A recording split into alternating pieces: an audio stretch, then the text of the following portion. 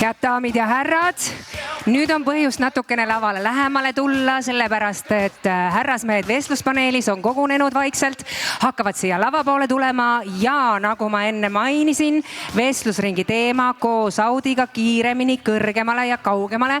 Ma palun kutsume lavale suure aplausiga Raiko Ausmees, Rasmus Mägi, Erki Nool.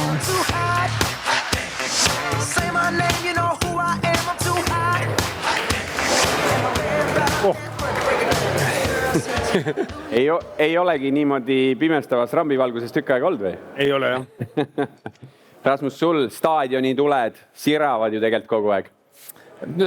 Pimestanud ei ole liiga palju. Pimestanud ei ole. Rasmus jookseb nii kiiresti, et valgus ei häiri, jah. Okei, hea küll. Tere õhtust kõigile. Alustame sellega, et see aplaus meile oli küll kena, aga Audi Eestis 30.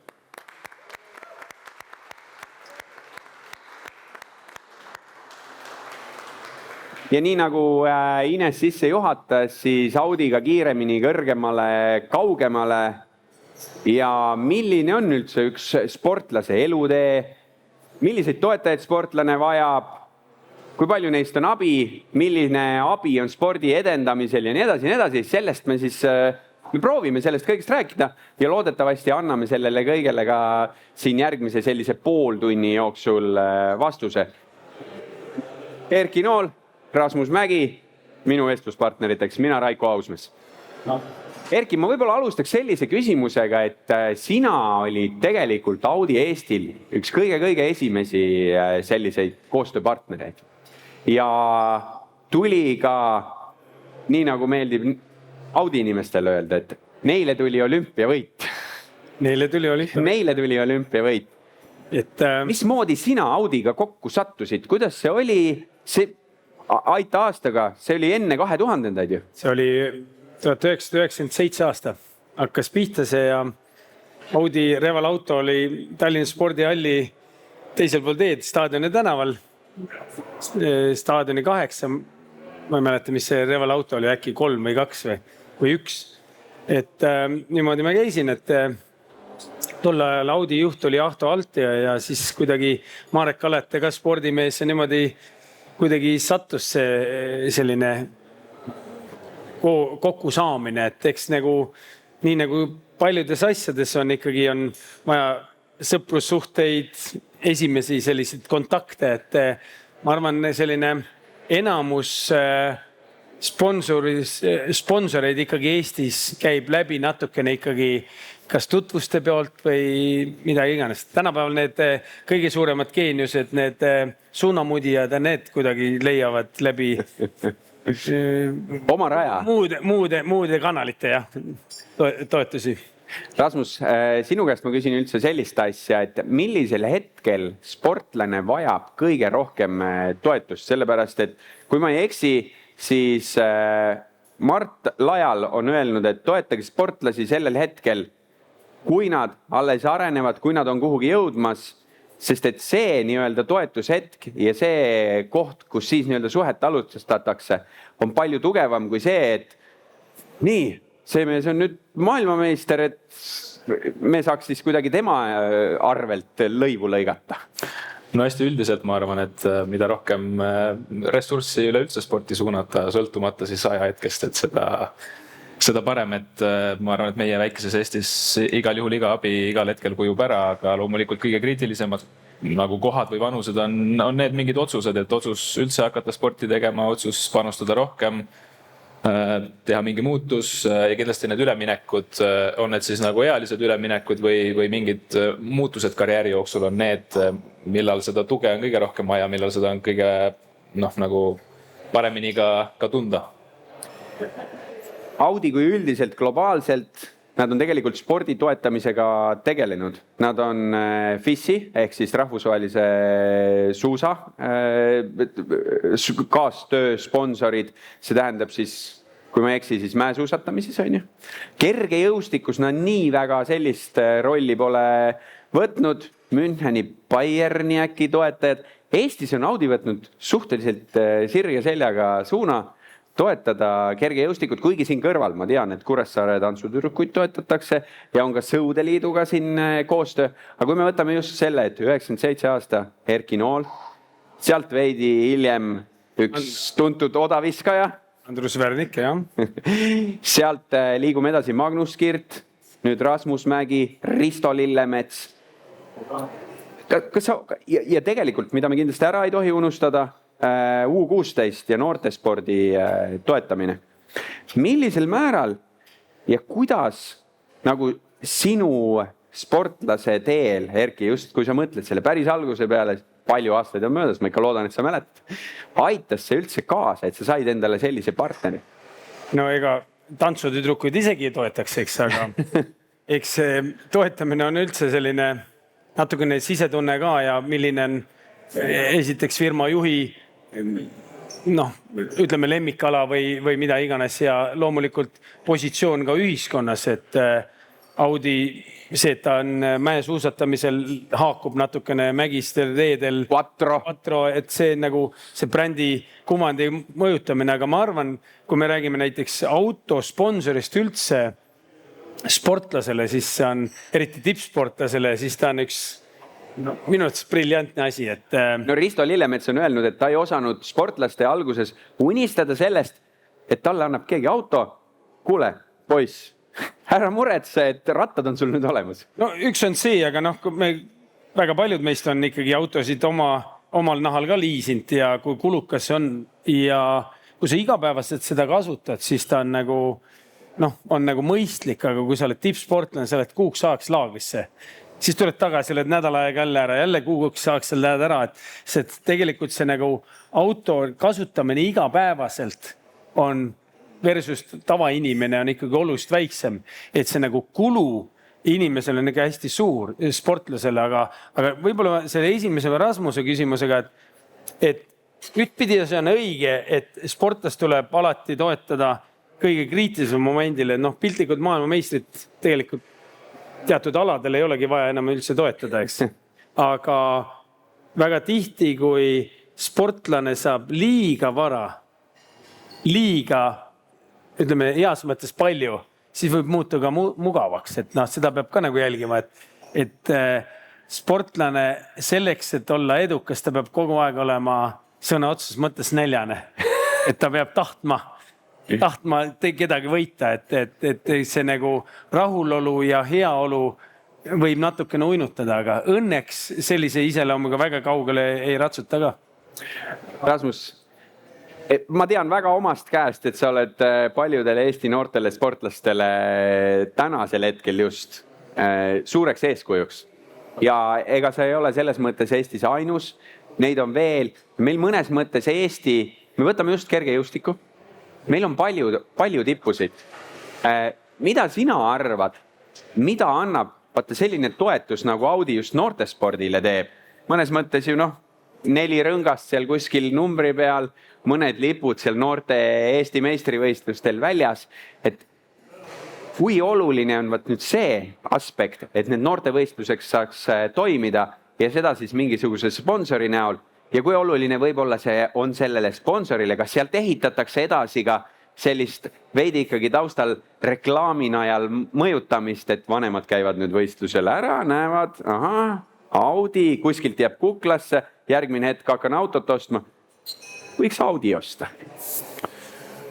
Ma arvan, kõige olulisem ongi see võib-olla järjepidevus, et ka Audi näol, et kui kaua on sporti toetatud, et tänapäeval siuksed nagu lihtsalt mingid kampaaniavormid on ju ka levinud, et teed mingisuguse paarikuulise kampaania ja siis need, ütleme siis avaliku elu tegelased muudkui nagu teevad neid erinevaid kampaaniaid, et pigem see järjepidevus, mida Audi on näidanud siis tõesti oma sportlastesse panustumisel, et see on see nagu kõige olulisem selle asja juures ja loomulikult eks mingi selline võib-olla maitse-eelistuste kujunemine või kujundamine käib kaasas, et ka minu enda jaoks on võib-olla kogu see Audi kontseptsioon ja bränd ja logo muutunud atraktiivseks just nendest noorteklassidest saati, et alaliidu pikaajalise toetajana olen seda koos näinud ja et kas ta nüüd paneb täiendava surve lapsevanematele, pigem võib-olla siis õpib või õpetab just neid noori sportlasi hiljem elus siis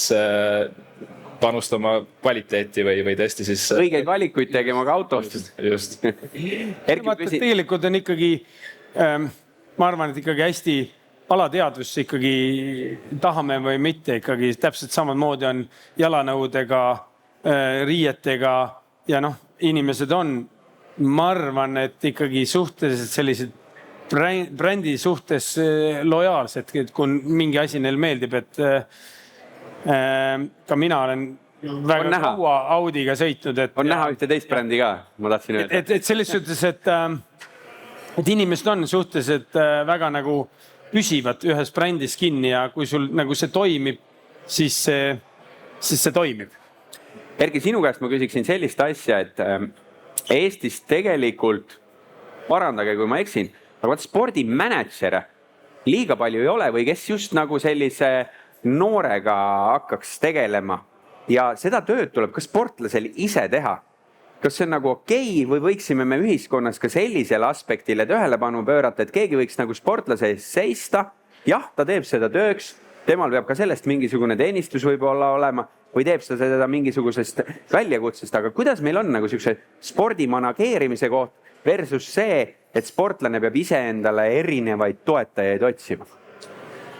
Ja loomulikult meil selliseid klassikaliseid, nii nagu me võtame Ameerikas on spordimanagement, sellised nagu business organisatsioonid, et kes võtavad erinevad spordialad ette ja siis promovad, et selliseid klassikalisi mänedžeri kahjuks meil ei ole. Loomulikult see tekitab nagu probleeme, võib noortel tekkida ja väga, kindlasti väga paljud ka loobuvad, aga kui me vaatame jälle Eestis, et me ikkagi Eestis õnneks harrastame heas mõttes nagu päris palju odavaid spordialast. Me oleme odavatel spordialadel nagu edukad, et meil ei ole ühtegi vormelisõitjat, vormel 1 sõitjat, kus ja meil, ma arvan, et meie nagu ühiskond ei kannata ka sellist rahamahtu välja. Meie majandus ei kannata rahamahtu välja, et me ei ole võimelised, ma arvan, Team Estonia ei saa teha vormel 1 võistkonda mitte kunagi, eks. Isegi kui 400 miljonit on eelarve miinust on. Aga selles suhtes kahjuks see puudub ja ma arvan, et seda klassikalises mõttes ei teki ka. Selles suhtes me oleme liiga kogukonna suhtes väike, aga ütleme, meil toimub ikkagi rohkem selline, et kui minu spordikoolis tekib väga-väga andekas sportlane ja meil oleks tõeliselt vaja nagu toetus, siis pigem ma helistan Peetrile ja küsin, et Peeter, kas ikka oleks või? Ma arvan, et meil toimib selline toetuse süsteem efektiivsemalt ja tõhusamalt. Rasmus, kui palju oled sina pidanud endale toetajaid ise otsima ja selle peale nii-öelda panustama ja võib-olla aega võtma hoopis oma treenimise arvelt? Olen ikka pidanud jah, aga ma ei ole selles, ma arvan, väga hea, sest et ühest küljest see ei meeldi mulle ja mulle meeldib pigem selline lähenemine, et tõesti, et see, mis ma saan, et järelikult selle vääriline ma olen, et nüüd ise nagu tohutult ennast kuidagi nagu ilusamaks või kiiremaks rääkida, et pigem tihti jätan võib-olla tegemata selle ja ma ei taha ka, või vähemalt ma olen seda usku, et ma ei taha, et see tulemuspõhisus spordist ära kaoks, et lihtsalt hakatakse võib-olla nagu, on see siis toetus või mingisugune muu hüve pakkuma võib-olla nagu liiga tänapäevaselt ainult nende pöialde alusel, et kergejõustik on tulemuspõhine sport, selle teeb atraktiivseks sajandikud, sekundid, sentimeetrid, et ma tahaks, et see nii jääks ja minu ülesanne on jah, siis ennast realiseerida just selles vallas, aga loomulikult jah, mingit nii-öelda tööd või aega olen pidanud selleks kulutama, aga samas võib-olla ka Erki nagu mõtte juurde tagasi tulla, et siis jah, ma arvan, et meie see koduturg on üks kindlasti piirang, mis on, aga teiselt ma näen seda ja olen ka enda põhjal siis tundnud, et selline nagu tõeline tahe tegelikult lõppkokkuvõttes ikkagi võidab või see ei jää märkamata ja nüüd on ka meie ülesanne ilmselt, kes on siis endised tippsportlased või praegused või varsti endised, et märgata ja leida seda tahet just siis nooremates ja kas või läbi märkamise siis anda noortele mingisugust sisendit, et nendega arvestatakse, et neil on kuskile võimalik jõuda. Erki, lähme korra spordist eemale. milline autojuht sa oled? Milline autotarbija sa oled? Kas sa oled praktiline või sulle meeldib ka nagu siuke edevus, sportlikkus ja veidi sellist urinat kuskilt mootorist kuulda? Ma olen tegelikult hästi suur autotarbija. Mulle väga meeldib autoga sõita.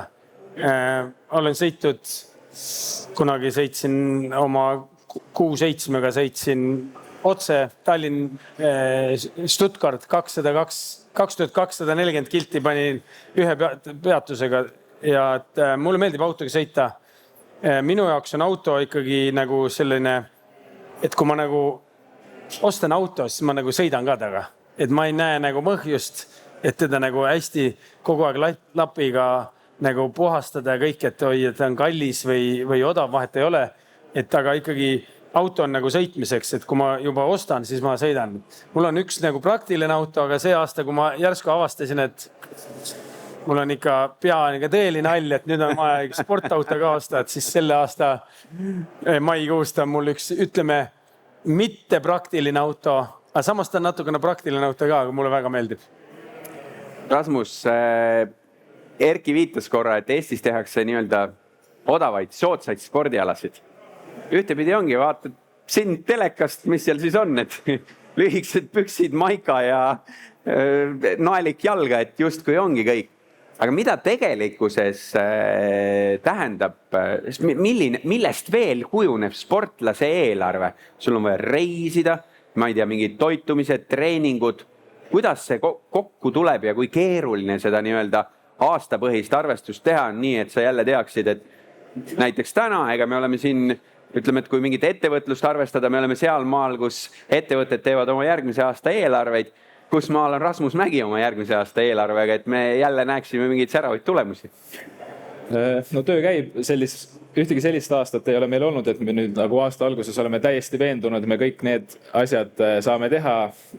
Pigem on oluline, et oleks mingigi kindlus, et saaks asjadega pihta hakata ja küll lõpuks nagu see olukord selles mõttes laabub, et õnneks heade partnerite näol selline lähenemine on võimalik olnud, aga millest või mida kõike veel arvesse tuleb võtta, siis loomulikult toitumine on üks pool, aga võib-olla kõige kulukamad artiklid ikkagi on välislaagrid ja inimesed, keda laagritesse kaasata, et tänaseks päevaks ka mina olen sellest aru saanud, et abilistel on tohutu panus ja jõud ja tõesti, ma enam ei saa nagu järeleandmisi selles osas teha, et kui kvaliteedil on vahe, et kui ma tean, et mul on laagris kaasas oma massöör ja treener ja see kvaliteet on selle arvelt kohe kõrgem, siis need kulutused ja väljaminekud tuleb teha, lisaks võistlusreisid, et mingi hetk käisin võistlustel ja veetsin väga palju aega üksi, tänaseks jällegi on üsna ilmselge, et kui on kaasas massöör, siis on nii taastumine kui ka üleüldine meeleolu ja enesetunne ja ka võistlustulemus parem, et need on nagu need põhilised suurimad väljaminekud.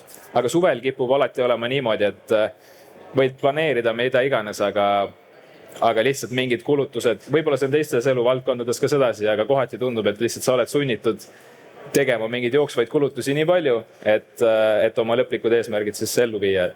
See on nagu maja ehitamine, planeeri palju tahad, ikka läheb kallimaks. Ja kõik kulub ära ja jääb puudu alati. Erki, sa tegeled täna noortega, sul on oma spordikool.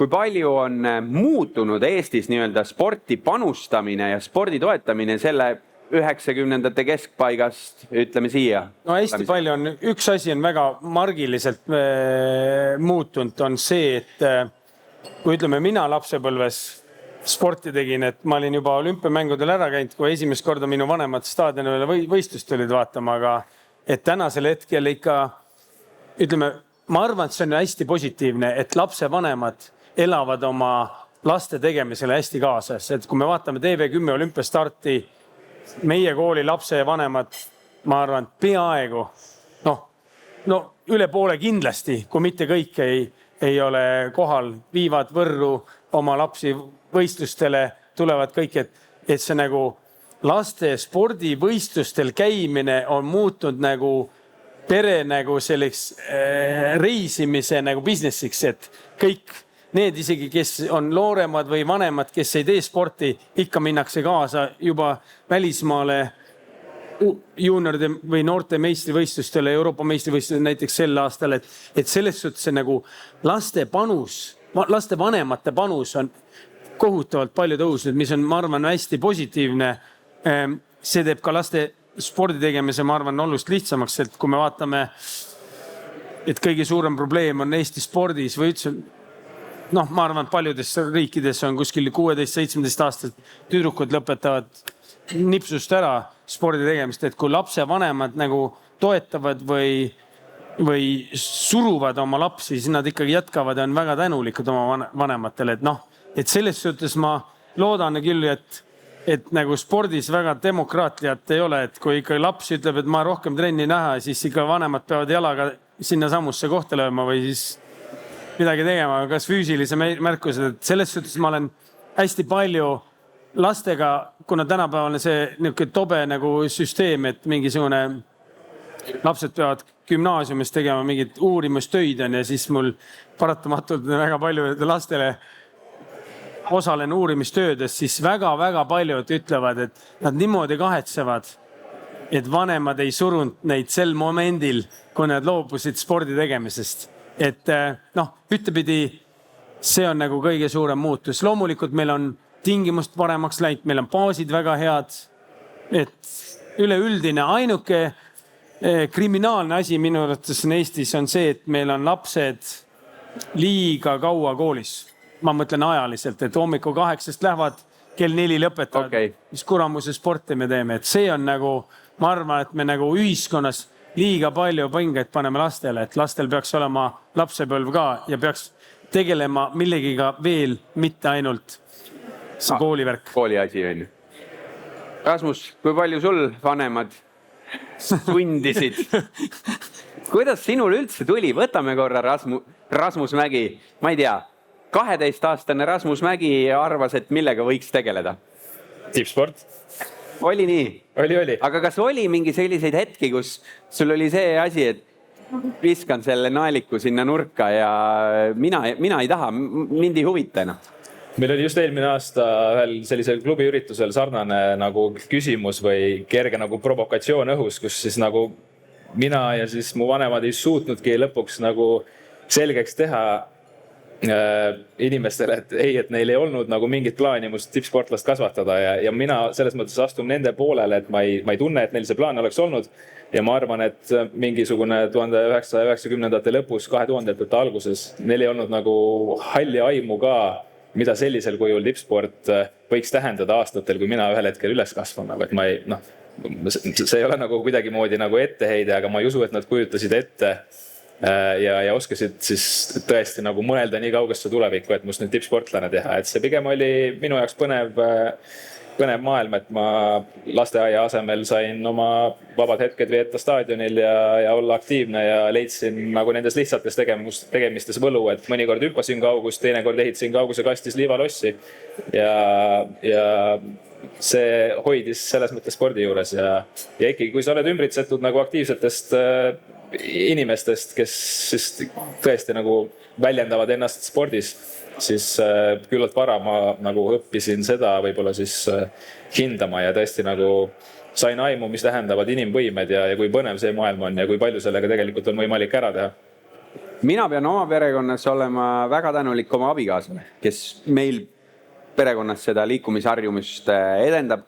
3 last, kõik on nagu spordist huvitatud, keegi ei tee seda vastumeelselt, ütleme, et isa on nagu siukene, ma ei tee vastumeelselt, aga ma olen pigem sabassörk ja nii. Ma varsti saan vist sellelt kõige nooremalt ka juba mingisugustel aladelt pähe. Aga ma tahan küsida, kuna meil on siin saalis inimesi ja kindlasti ka vaatavad paljud. Meil on tegelikult ühiskonnas üks probleem. Meil on ülekaalulisi lapsi. Veidi juba liiga palju. Ma näen seda ise, kui ma lähen koolimajja. Sellest räägitakse. Meil on arutatud ka, et kas seda asja muuta natuke või kuidagi teha. Soomes on suhkrumaks näiteks, et mingid asjad lähevad kallimaks. Kuidas me saaksime rohkem noori liikuma? Sest on mingid noored, kes jälgivad Rasmust näiteks, Ristot. Meil on täna, ma ei tea, neid 10 võistlejaid juba nii palju ees, kes kasvatavad seda positiivset vaibi, oskavad ka ära kasutada oma sotsiaalmeediat. See jõuab noorteni. aga samal ajal me vaatame ühiskonnas mingisugusele probleemile otsa ja see ei ole ilus. No, me mängime liiga palju Eesti ühiskonnas demokraatiat, et esiteks ma arvan, et kõik Eesti lapsed, kes lähevad gümnaasiumisse, kunagi Jaak Aaviksoo oli minister, siis ma tegin ettepaneku, et tegelikult meil ju võiks olla gümnaasiumi haridus selline süsteem, et sa ei saa muidu gümnaasiumit lõpetada, kui sa ei tee NATO testi ära. Et kui sa lähed gümnaasiumisse, tead, et sul on 3 aastat aega Ma tegin eile. selleks, et läbida 3 kilomeetrit või ma ei tea, 50 kätekõverdust või 50 korda kõhulihaseid, et me peame inimesed ikkagi vägisi panema liikuma, et ega loogiline, et mina ei ole muusiku Kallakuga lapsevanem ja minu lapsed ei hakanud klaverit mängima, et tegelikult väga tihti see liikumine, esimene liikumine tuleb kodust, eks.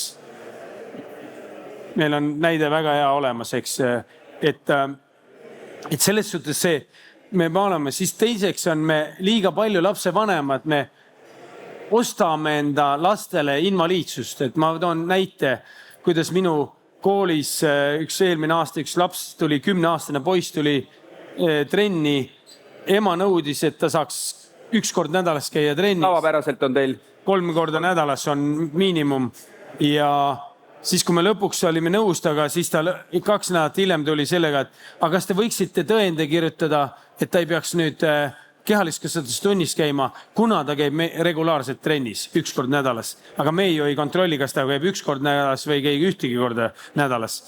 Et selles suhtes me ikkagi ühiskonda peame vägisi panema liikuma ja kui inimestel ei ole ka oma vastutust oma tervisele, et autoga me oleme kõik kokku puutunud, me sõidame purjus peaga, kindlustus on suurem, teeme avarii, jälle selle kindlustus suurem, et me nagu oleme vastutavad oma tegude eest. Aga tervises me ei ole üldse vastutavad. Ma olen söönest põrsaks 40 kilo raskemaks, lähen arsti juurde, vahetage lamp ära ja kui ei vaheta lampi ära, siis on loll arst.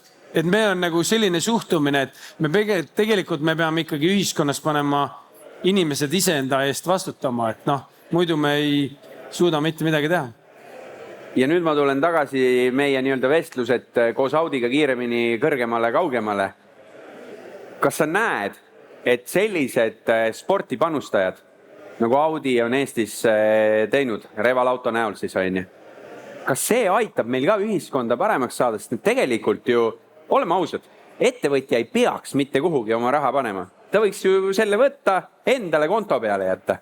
Ei, muidugi ta panustab selles suhtes, et kui Rasmus pargib oma auto nagu staadion ette ja väiksed poisid näevad, et uhke auto, et ma tahan ka kunagi saada samasuguse autoga, sponsorautot saada, et see kindlasti mingil määral motiveerivad sellist asju, just väikseid poisse või väikseid lapsi, et kindlasti see on nagu väga suur nagu ühiskonna mõjutus, mida me ise ei oska see on ebareaalne öelda, et mitu autot müüb nagu üks sportlane, kes sõidab Audi, mida iganes, TT, RS-i või Q8-ga, eks et seda on nagu raske öelda, kuigi mina oma kogemusest tean, et peale Sydney olümpiamänge ma tean, et lähemalt 2 autot on kõige kallimad, seda automudelit on ostetud sellepärast, et ma sõitsin selle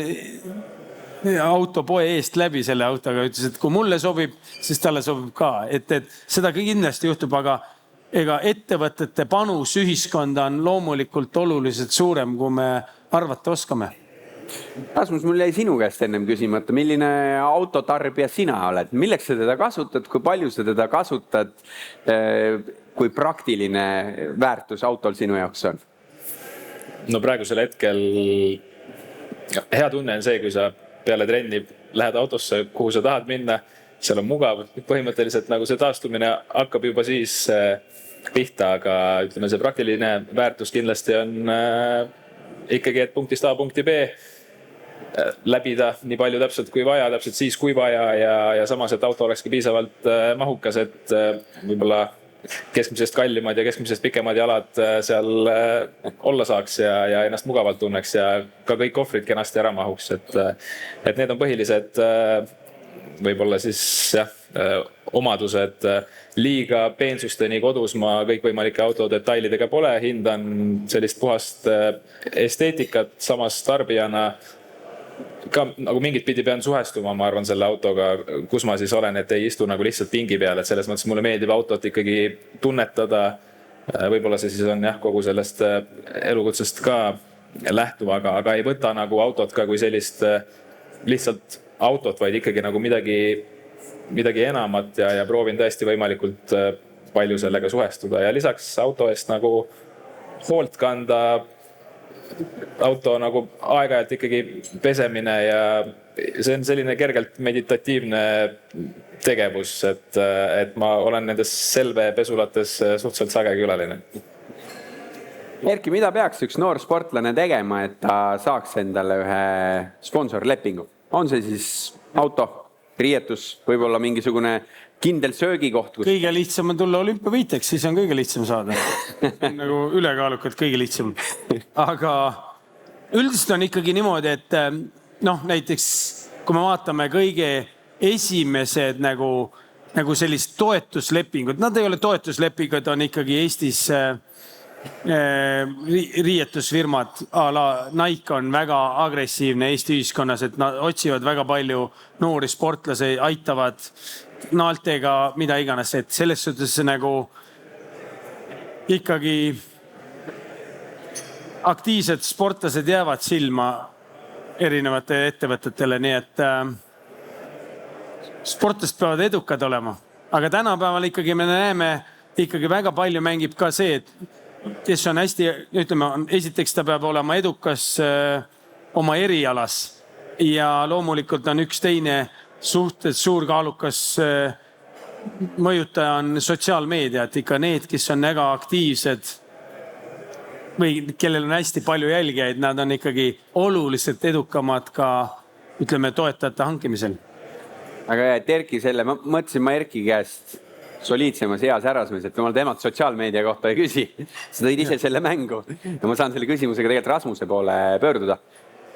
Kui palju sa näed vaeva, et sa oleksid sotsiaalmeedias nähtav, leitav, et sind jälgitakse, et sa saaksid olla nii eeskujuks, kui siis tuua teistpidi endale tähelepanu ja enda kui sportlasteed läbi selle arendada, et leida siis mõni toetaja? Või siis nendele toetajatele tagasi anda, kes sind juba toetavad?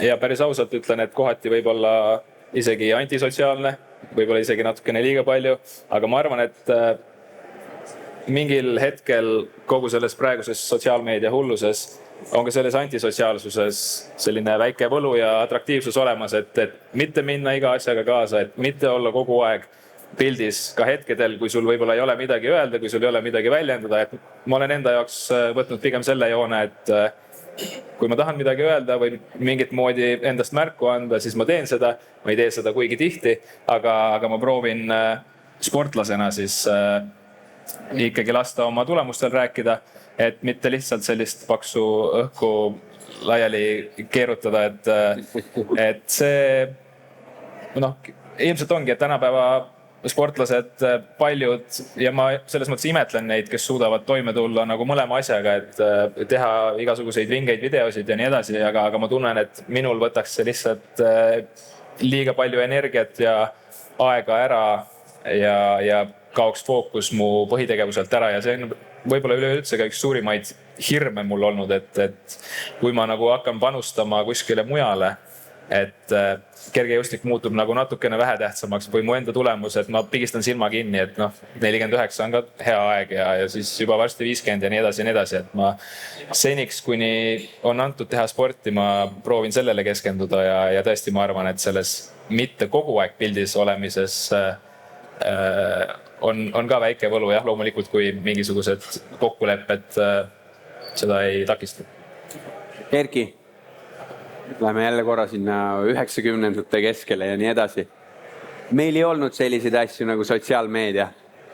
Meil ei olnud selliseid võimalusi. Meil olidki ainult tulemused. Meil oli tavaline nii-öelda meedia, ajaleht, televisioon, raadio. Kui palju sa täna näed, kui sa vaatad ka mõnda, ma ütlen Rasmus, Risto, keda iganes on, et kui palju sa täna näed, et see on andnud spordile juurde või võtnud spordilt ära ja ma ei mõtle võib-olla ainult sportlast, ma mõtlen ka seda, et tegelikult ka mingid alaliidud, olümpiakomiteed, et nemad seal sotsiaalmeedia maailmas on? Ma arvan, et ikkagi mingil määral ta võtab ära, et noh, nii nagu Rasmus ütles ka, et tegelikult fookus kaob ära ja väga paljud sportlased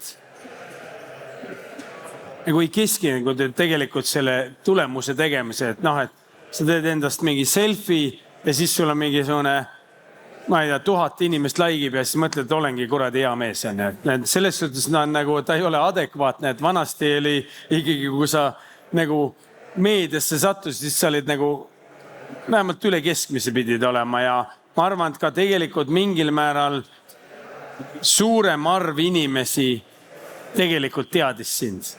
Et ma arvan, et 90. aastate lõpus rohkem eestlasi teadis või ütleme praktiliselt iga inimene teadis, kes on Eesti tippude tipp, eks noh, aga tänasel hetkel kuidagi see virvarris me kerime tagasi edasi kõiki asju, et siis me nagu fookus kaob ära, et ma arvan, et selles suhtes see on nagu, tal on hästi palju positiivset, aga ma arvan, nagu mingil määral me oleme natukene... Et võib-olla kõige raskem ongi võib-olla see tasakaalu leidmine üldse, et kui palju sinna panustada, sa ei ütle ju ka seda, et see nagu täiesti surnud asi ja mõttetu on. Ei, ega seda tasakaalu on alati väga keeruline öelda, aga noh, ütleme selles suhtes, kui me räägime nagu klassikaline nagu spordimeedia 90. aastatel, klassikaline spordi, noh, tänasel hetkel me näeme minust eile oli esimest korda eelmise nädala jooksul, kui me ei näinud naiste jalgpalli trenni Aktuaalse Kaamera uudises. Noh, et seal ei ole nagu spordiga mitte midagi vestmist, aga kogu aeg näitame, iga päev. Et selles suhtes nagu kogu meedia muutud. Et noh, on see hea või halb, ma ei oska öelda. Kindlasti, kui mina oleks olnud tol ajal aktiivne sportlane või kui ma olin tegev sportlane, kindlasti sotsiaalmeedias oleks palju jälgijaid. Tänasel hetkel ma ei taha eksisteerida. Mulle ei meeldi, et inimesed teavad, millega ma teen. Et kas ma hommikus on pannkooke või ma ei tea, joon kohvi viskiga. Et see pole inimeste asi minu arvates. Väga hästi sõnastatud. Ma siia lõppu küsiksin võib-olla Rasmus, äkki on mõni hea näide, et kui Erki siin enne mainis, et ikkagi tuleb silma paista, tuleb tulemust teha. Aga midagi veel, kuidas leida endale head, usaldusväärsed toetajad, nii nagu sinul on Audiga side? Just noortele sportlastele täna, kes on kuhugi maale hakkamas jõudma. Ma arvan, et usaldusväärsus kindlasti on oluline mõiste, aga ma arvan, et kannatlikkus sportlase poolelt, et see lihtsalt on paratamatu ja ma arvan, et see on ka see, mis paneb selle noore sportlase võib-olla veel natukeseks proovile, et ei juhtuks seda, mida Erki mainis, et võib-olla liiga varakult hakkad ennast liiga mugavalt tundma, et mulle noorena meeldis ühe NBA korvpalluri väide või mõttetera nii-öelda, et kõige lihtsam viis inimest nagu või noorsportlast proovile panna on anda talle nagu nii palju raha, kui ta vähegi tahab ja vaadata, kas tal seejuures siis nagu säilib samasugune tööeetika, samasugune nälg, samasugused, no ütleme siis kõik, mis on spordis edukaks olemiseks vaja. Okei, Eesti turul me ei saa seda ühegi sportlasega loomulikult teha, aga siinkohal ongi, et võib-olla meie trump on see kannatlikkus, et kui see toetaja jõuab sinuni ka natukene hiljem, siis seda väärtuslikum ühel hetkel on, ma arvan, see koostöö. Ja nagu ma ütlesin, et siis ma arvan, et selline nagu tõeline tahe, et seda on ikkagi raske peita ka, et seda märgatakse ühel hetkel. Erki, kas me lapsevanematena peaksime lapsi rohkem sundima või nad peaksid leidma ise tee spordini ja teistpidi siis lastel siis tekiks ka selline tahe, et ma olen tubli, ma võin midagi saavutada, ma võin ka saada mingisuguse toetaja, aga mis veel tähtsam, ma saan kindlasti mingi hea tulemuse. No lapsevanemad ikkagi peavad oma lapsi suunama, et loogiline, et kui laps tahab mingid ala teha ja vanem ütleb, ei, seda sa ei tohi kindlasti teha, et kui laps tahab X ala teha ja talle seda meeldib, siis tuleb see võimalus anda. Aga ma arvan, et lapsevanemad ikka peavad suunama oma lapsed nagu ma ei tea, kas vägisi või mitte, aga lihtsalt ikkagi see esimene samm või kuskilt see suunamine, märkamatu suunamine peaks ikka lastevanematelt tulema. Jah, geenius, perekonnas ei ole ühtegi viiuldajat, aga kui sa oled sündinud geenius viiuldaja, nagunii leiab selle viiuli üles. Geenius leiab ka selle D-staadionil üles, isegi kui vanemad vihkavad iga keharakuga sporti, et selles suhtes erandleid alati on, aga kui me räägime kogu laste liikumisest ja tervislikust eluviisist, siis on ikkagi pere peab olema see mõjutaja ilmselgelt, et seda ilma, ma ei kujuta üldse ilma selle ette. Selles suhtes, et ega mobiiltelefoni anname 4-aastasele lapsele kätte mobiiltelefoni ja ütle, et istu 10 tundi diivani peal ja mängi sellega. Ma arvan, et iga laps on nõus sellega. Et noh, kui me seda telefoni käest ära välja ei lükka, siis ta ei hakka seda tegema. Nii et võtame lastel telefonid käest ära, suuname neid rohkem sporti tegema ja usume, et läbi selle kõige saab. Ja lapsed on tänulikud pärast oma vanematele tänu sellele.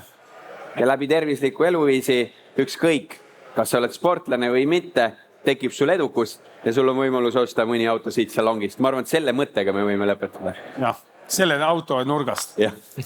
Aitäh! Aitäh!